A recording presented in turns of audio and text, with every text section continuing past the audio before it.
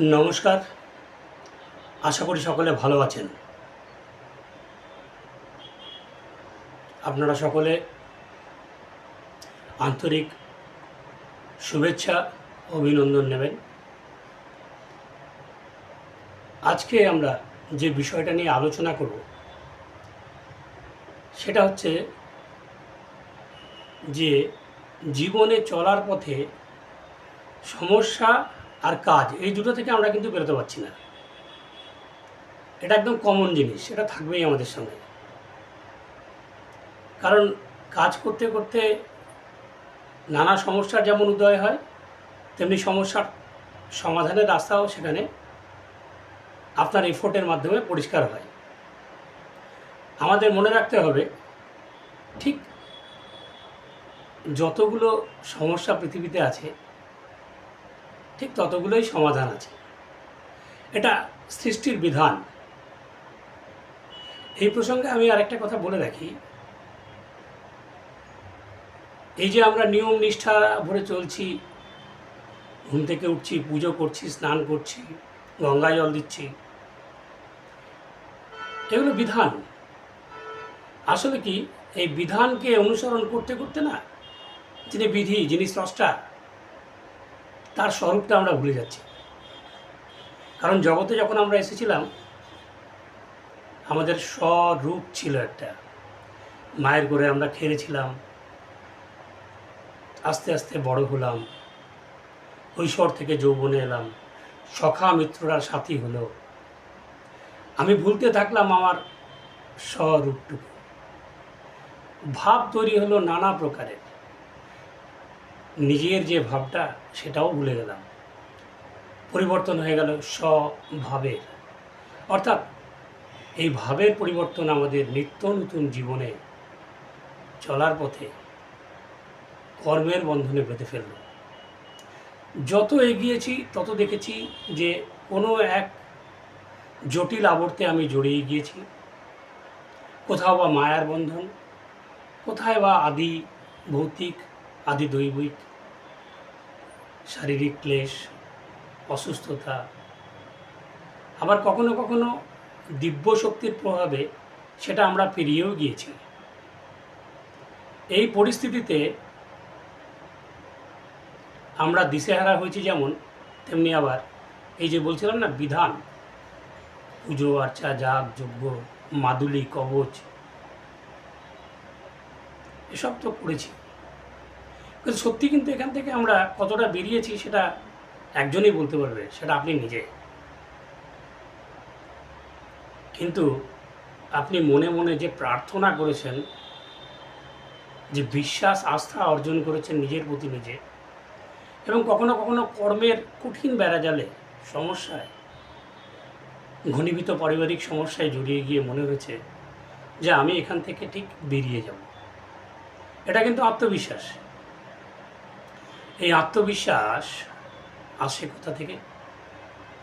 এই আত্মবিশ্বাস প্রত্যেকের জীবনে যে আত্মিক শক্তি আছে, আত্মার যে শক্তি, এখানে দেহ একটা ব্যাপার, আর দেহের মধ্যে স্থিত যিনি তিনি আত্মা। আত্মাকে যিনি লালন পালন করছেন তিনি পরমাত্মা, পরমাত্মা। এই যে বোঝার জায়গাটা, এটাই বোধ। বোধ যার যত স্পষ্ট, এটাই কিন্তু আসল পুজো। যে পুজো আপনি করছেন রীতি মেনে, বিধি মেনে, পুরোহিত ডেকে, সেটা আর লাগে না, কিচ্ছু লাগে না। আপনি নিশ্চিন্ত থাকুন, শুধু বিশ্বাস রাখুন। আমাদের দেশে রামকৃষ্ণ, বিবেকানন্দ, ঋষি অরবিন্দ, সারদা মা, আরও অনেক মহর্ষিরা এসছেন, তারা প্রত্যেকেই তাদের জীবন দিয়ে এই সত্যটা বুঝিয়ে গিয়েছেন। ভালো করে খোঁজ নিয়ে দেখবেন, একটা সময়ের পর তারা কিন্তু পুজো আর্চা থেকে নিজেকে নিভৃতে নিয়ে গিয়েছেন, বসে গিয়েছেন ধ্যানে। এই ধ্যান কোথা থেকে আসে? না, প্রবল মুক্তির আকাঙ্ক্ষা থেকে, কামনা শূন্য মুক্তি। আমাদের প্রত্যেকটা চাওয়া পাওয়ার মধ্যে কিন্তু কামনা থাকে, কিছু পেতে চায়, বাসনা থাকে, তার জন্য আমরা প্রার্থনা করি। আর সেটা পেয়ে দেখে আমরা জড়িয়ে গিয়েছি। যদি কোনোভাবে সেটা পেয়ে গেছি, দেখি আর একটা নতুন বন্ধন, বা এটাকে কী করে মেনটেন করব। সে তো বাড়িতে এসির প্রয়োজন, তীব্র গরম, এসি লাগানো হলো কষ্ট করে, এবার এসি মেনটেনেন্স খরচা, ইলেকট্রিক বিল, জড়িয়ে গেলাম দুটোতে। আবার না হলেও নয়, প্রাত্যহিক জীবনে অত মেপে চলা যায় না, কিন্তু আত্মিক জীবনে মেপে চলার ক্ষেত্রে যদি কেউ সেটাকে নির্ধারিত করে, অর্থাৎ নির্ধারিত পথে যদি এগোই, ওই যে বললাম মহাপুরুষরা এসছেন, তারা তাদের পথ বাতলে দিয়েছেন, কিন্তু তারা সৎে স্থিত হয়েছেন। আসলে আমরা জীবনটাকে একটা মনোরঞ্জন ভাবি, এর বেশি কিছু ভাবতে চাই না। কারণ আমরা ধারণা করে যেভাবে এগোই, তাতে প্রতি ক্ষেত্রেই একটা করে কর্মসঞ্চিত কর্ম আমাদের সামনে উদ্ভূত হয়, আর আমরা ভাবি কি এর মধ্যে তো আনন্দ আছে, মনোরঞ্জন আছে। পরে দেখা যায় আনন্দ বিষয়টা কি। কখনো কখনো ভেবে দেখবেন, এই আনন্দের কারণেই আমরা অনেক রকম নিরানন্দের সৃষ্টি করে ফেলছি। জীবন এক দুর্বোধ্য হেয়ালি, প্রতি পদক্ষেপে নিয়তি হাসছে। আমরা তখন স্রষ্টার কাছে মাথা পেতে দিচ্ছি, মাথা টুকছি যে রক্ষা পাবো কী করে। আর যার যত কর্মের বেড়াজাল থেকে বেরিয়ে যাওয়ার প্রবণতা বেশি, কর্মের অন্তরালে ফেঁসে যাওয়ার প্রবণতা কম, তিনি সহজ সরলভাবে ধীরে ধীরে নিজেকে এর থেকে বার করে নিয়ে আসছেন। জীবন সরল হচ্ছে, জীবন আনন্দময় হচ্ছে, জীবন মধুর হচ্ছে, জীবনে উৎফুল্লতা থাকছে। শুধুমাত্র এক এক করে চাহিদাটা কমিয়ে দেওয়ার ফলে। কিন্তু চাহিদা আর যোগানের মধ্যে কিন্তু ফারাক কমাতে পারলেই সেটা সম্ভব। আমরা দেখছি, আমরা ধীরে ধীরে চাহিদা বাড়াচ্ছি, আর যারা কমাচ্ছেন তারা মহাপুরুষ, যোগী, মহাত্মা। এই মহাত্মা হওয়ার জন্য কিন্তু এই জঙ্গলে যেতে হবে এমন কোনো মানে নেই। চা পাওয়াগুলোকে কম করছেন কিনা সেটাই বড় ব্যাপার। আপনি একদিন দেখে নেবেন, চাওয়া পাওয়া কম হলে কিন্তু আপনি নির্দ্বিধায় আনন্দেই বেঁচে রয়েছেন, এবং চারপাশের সমস্যাগুলো সমাধান হচ্ছে। যে যত স্বভাবে স্থিত হবেন, অর্থাৎ জন্মের সময় যে ভাব নিয়ে আপনি এসেছিলেন, সে তত মুক্তির পথ আলোকিত করবেন। বুদ্ধদেব বলেছিলেন আত্মা দীপ ভাবা, অর্থাৎ নিজেই নিজেকে আলোকিত করো। সেরকমই এই বুদ্ধদেবকে একবার জিজ্ঞাসা করা হয়েছিল, আপনি যে ধ্যান করেন এতে আপনি কি পান, কি পেয়েছেন? উনি ভক্তদের বলেছিলেন, আমি নিজেকে খুঁজে পেয়েছি, আর একটা অস্তিত্ব টের পেয়েছি, সেটা আমার অস্তিত্ব। আমি কি চাই, আমার মন কি চায়, আমার শরীর কি চায়। তার জন্য কিন্তু আমাকে স্থির হয়ে বসতে হয়েছে। আপনারা জানেন বুদ্ধদেবের যে ছবিটা আমাদের চোখে ভেসে ওঠে, সেটা বোধিবৃক্ষর নিচে স্থির হয়ে চোখ বন্ধ করে বসে আছেন তিনি। তার আহারের প্রয়োজন নেই, তার কোনো বিষয় নিয়ে, জাগতিক নিয়ে কোনো চিন্তা নেই। তিনি এমন একটি জীবন ধারণ করছিলেন যেখানে সুজাতা নামে একটি মেয়ে পায়েস নিয়ে এসে তার যখন চোখ খুলেছিলেন 7 days বাদে, আর 7 দিন বাদে তিনি মৌন ভঙ্গ করেছিলেন, তখন সুজাতা সেই পায়েস এনে তাকে আহার্য রূপে দিয়েছিলেন। তিনি তা গ্রহণ করে পরিতৃপ্ত হয়েছিলেন, এবং তিনি জেনেছিলেন যে আহারেরও প্রয়োজন আছে, নাহলে শরীর, দেহরূপী এই যে মন্দির আমাদের, সেটা চলবে না। কিন্তু তিনি যে লক্ষ্যে বসেছিলেন সেটা কিন্তু নিজেকে নিজে খোঁজার লক্ষ্য। অনেক বড় বড় কথা আমিও বলছি, কিন্তু অতি কঠিন বিষয়।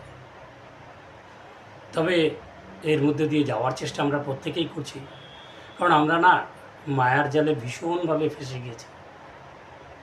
নানা কষ্ট, আর এই কষ্ট থেকে বেরোতে গিয়ে আমরা দেখছি যে আরও কিছু কিছু নিয়তির খেলায় আমরা আবার জড়িয়ে যাচ্ছি। এ তো মায়ার পরে মায়া। কোথায় মায়াতীত হওয়ার কথা ছিল, আরও মায়া, সংসারের মায়া, সংসারের বন্ধনের মায়া, সম্পত্তির মায়া, কি জ্বালা। কিন্তু ভিতর থেকে আপনি দেখবেন একটা সময়ের পর মনে হচ্ছে এগুলো থেকে বেরোতেই হবে। আর এগুলো থেকে বেরোনোর পথ কেউ দিতে পারলো না। এত জায়গা গেলাম, এত ঘুরলাম, মাথা টুকলাম, শিবের মাথায় জল ঢাললাম, হনুমানজির চালিসা পাঠ করলাম। আমি এগুলোর বিরোধিতা করছি না। পাঠ করলে কিন্তু, আরাধনার সঙ্গে সম্পৃক্ত থাকলে কিন্তু মনের নির্মলতা আসে, আত্মিক শক্তি অর্থাৎ আত্মবল বৃদ্ধি পায়,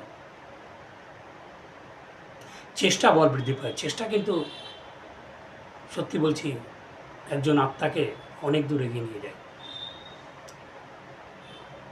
কারণ স্বয়ং ব্রহ্ম নিজে কর্মে লিপ্ত আছেন। ব্রহ্মশক্তি আমাদেরকে সেই পথে চালিত করে। কাজে কর্ম করার ক্ষেত্রে আপনি কিন্তু সৎ কর্মকে যত বেশি আঁকড়ে ধরবেন, কাউকে ঠকাবেন না, কাউকে কাঁদাবেন না, কাউকে আঘাত দেবেন না, আপনি নিশ্চিত থাকুন ধীরে ধীরে একটা রূপলি রেখা আপনি দেখতে পারবেন, যে পথে আপনি হেঁটে তৃপ্ত পাবেন, আনন্দ পাবেন। সেই পথ ধরেই আপনি চলার চেষ্টা করুন এবং আজই শুরু হোক সেই পথ চলা, খুব ধীরে ধীরে। কোথাও কোনো কিন্তু কাউকে আঘাত দিলে, ঠকালে, বিশেষত ঠকালে, প্রতি মুহূর্তে আমরা কিন্তু ঠকছি নয় ঠকাচ্ছি। ঠকলে ভালো, আপনি কিন্তু আপনার কর্ম ভোগ করে নিচ্ছেন, হাসি মুখে ভোগ করে নিন। আপনি জানবেন এই ভোগের পরে কিন্তু আপনি আপনাকে দেখতে পাবেন এবং চলার পথটা স্পষ্ট হয়ে যাবে, কীভাবে আপনি ক্যালকুলেট করে চলবেন। সেই জায়গাটা স্পষ্ট করুন। আমি পরের এপিসোডগুলোতে আরও স্পষ্ট করে কর্মের বন্ধন, কর্ম কী, কর্ম থেকে কীভাবে মুক্তি পাওয়া যায়, কীভাবে ঈশ্বরকে আশ্রয় করা যায়, এই জিনিসগুলো নিয়ে আপনাদের সামনে আসবো। ততক্ষণ ভালো থাকবেন। আবার আমার সঙ্গে দেখা হবে ঠিক নির্দিষ্ট সময়ে।